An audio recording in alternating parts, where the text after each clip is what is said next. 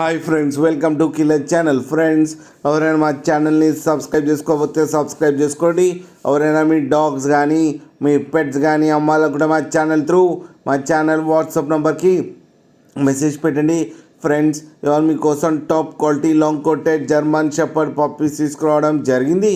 ఇది హైదరాబాద్లో అవైలబిలిటీలో ఉంది. అండ్ దీని ఓనర్ ఏం చెప్పారంటే, వీలైతే ట్రాన్స్పోర్టేషన్ ఫెసిలిటీ అయితే all over Andhra Pradesh and Telangana మొత్తం ప్రొవైడ్ చేస్తామని చెప్పడం జరిగింది.